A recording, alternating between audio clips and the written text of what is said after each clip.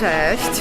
Mimo że jestem dzisiaj w totalnej nieformie, ponieważ mam zakwasy po treningu przygotowującym mnie do Run Magedonu, witam się z Wami słowami OS, co oznacza moje pełne zaangażowanie mimo wszystko. Mówiąc w ten sposób, wyrażam również do Was mój szacunek, jak i również do miejsca, w którym się znajduję. Zarówno w świecie realnym, jak i wirtualnym. OS. Mówi się również, wchodząc do sali na zajęcia z karate, które odbędę dziś razem z Shibucho Iko Shihan Jackiem Czerniecem w lubelskim klubie karate Kyokushin. Oglądajcie!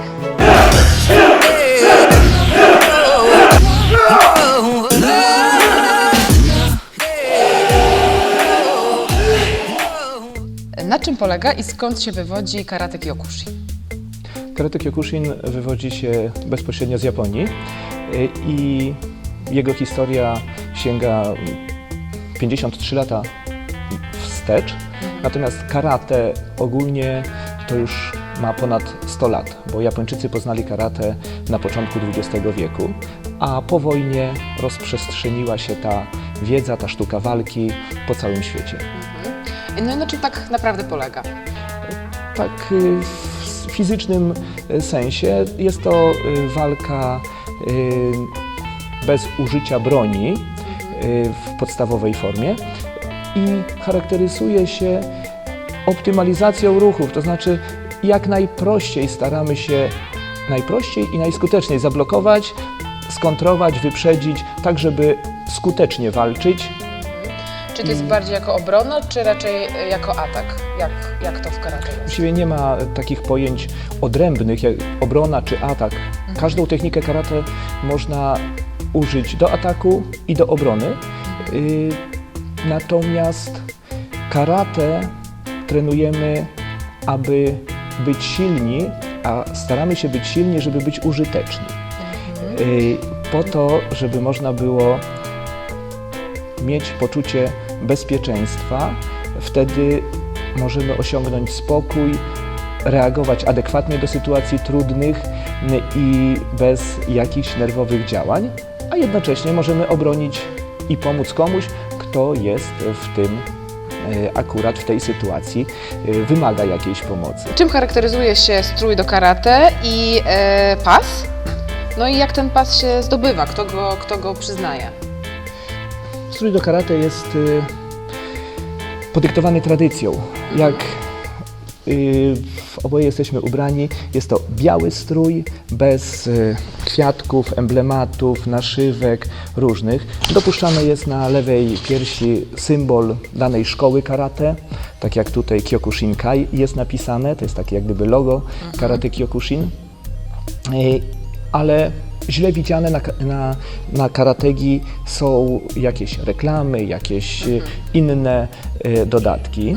Tego się nie stosuje, ponieważ jest to takie niezgodne z etykietą. Składa się z dwóch podstawowych części, bluzy i spodni. Bluza jest związana pasem również z materiału i w stroju do karate nie ma żadnych metalowych, niebezpiecznych zameczków, metalowych elementów. Natomiast pasy to już jest, każdy nosi pas, ale w różnych kolorach. One są zależne od stopnia zaawansowania.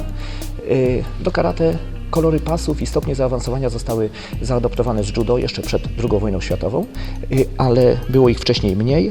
Aktualnie taki standardowy system to jest 10 stopni uczniowskich oznaczonych kolorowymi pasami. Liczone są zwykle, one nazywają się Q, liczone są od 10 do 1 i 10 stopni mistrzowskich od 1 do 10 dan. Wszystkie stopnie mistrzowskie są oznaczone czarnym pasem, a tylko ilość belek oznacza, który to jest stopień. Rozumiem. Czyli ja mam niebieski, to jest ten pierwszy. To jest 8 Q. To jest 8, okej. To już nie żart. To już nie są żarty. Chciałam powiedzieć, że to jest niebieski pas, a nie czarny, jak niektórzy piszą na Facebooku i Instagramie. To jest niebieski pas Na czas treningu. Na czas treningu, dokładnie.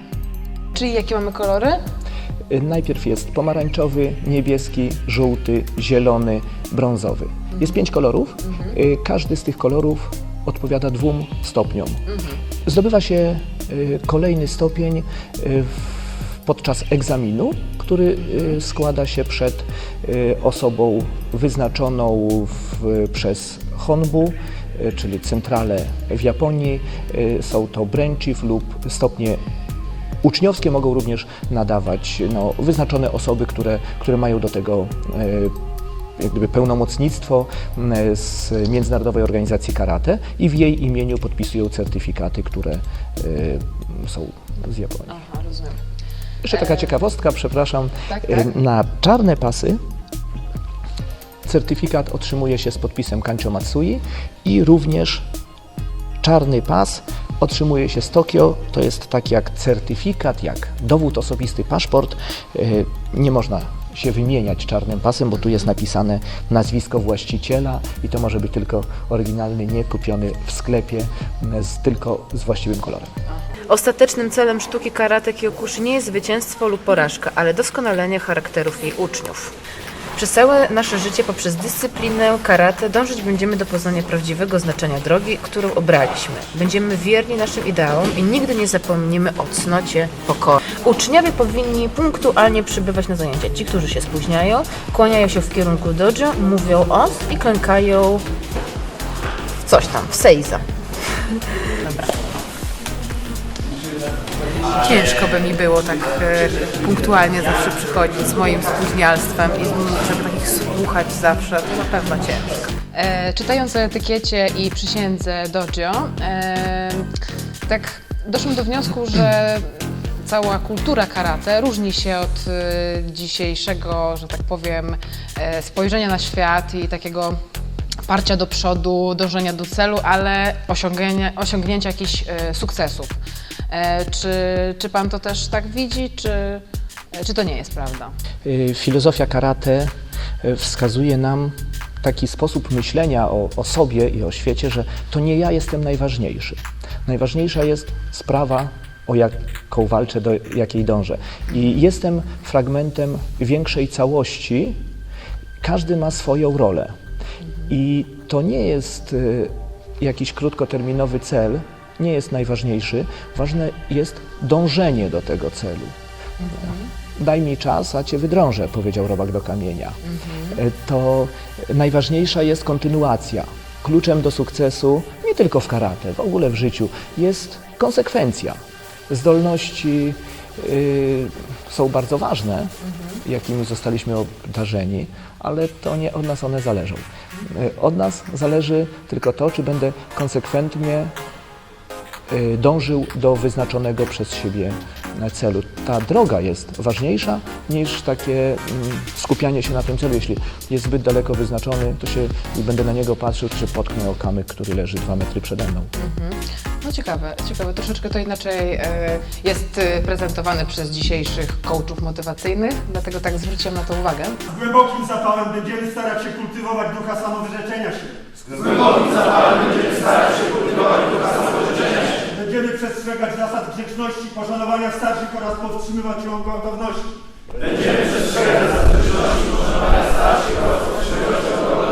Będziemy spoglądać w górę ku prawdziwej mądrości i sile, pozostawiając inne pragnienia. Taka rzecz nurtująca mnie.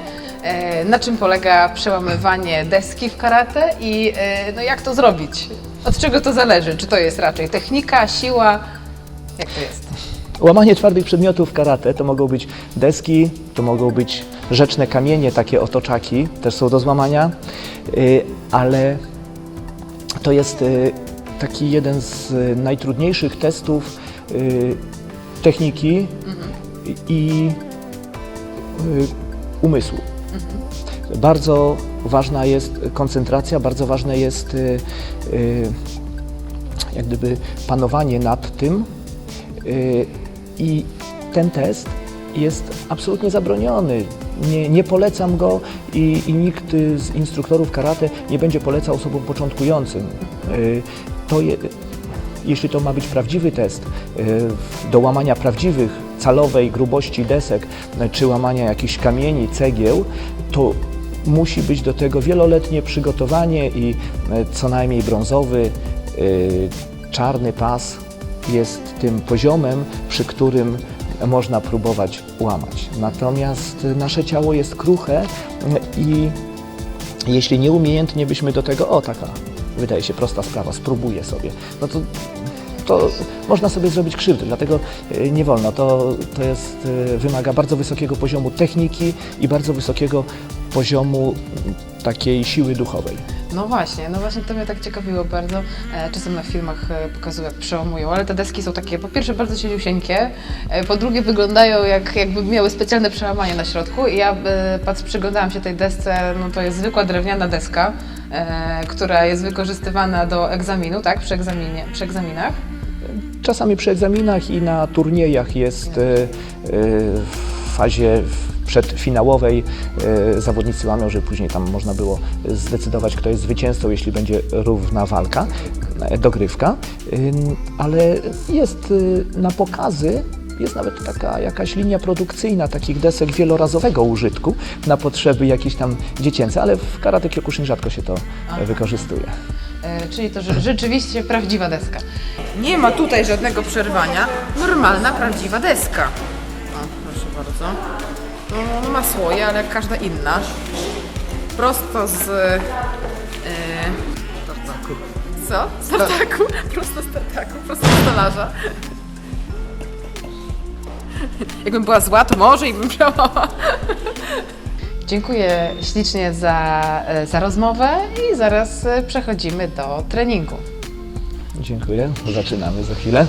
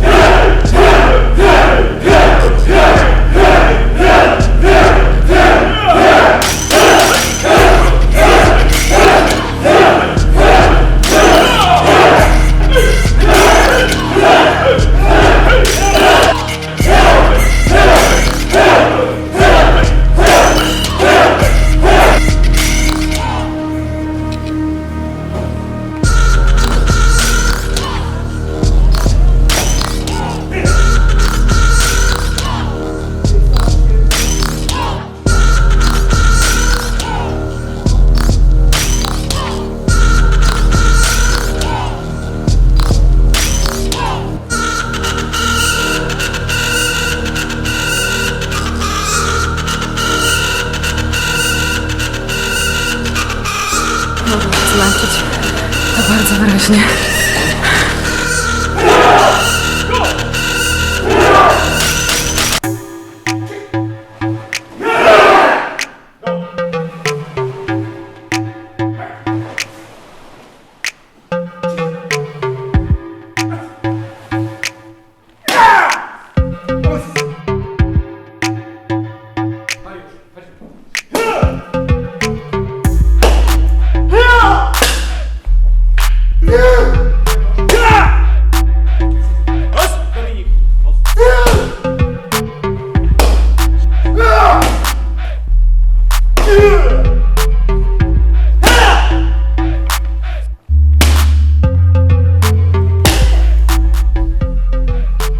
Bardzo ciekawe spojrzenie na rzeczywistość jest w karate, ponieważ nie jest celem zwycięstwo czy porażka, tylko same dążenie do tego celu i wzmacnianie charakteru. Mam nadzieję, że Wam się to podobało. Zapraszam Was do następnego filmu, gdzie będzie o Krav Madze. Zapraszam do subskrypcji, do lajkowania i do zobaczenia w następnym filmie. Cześć!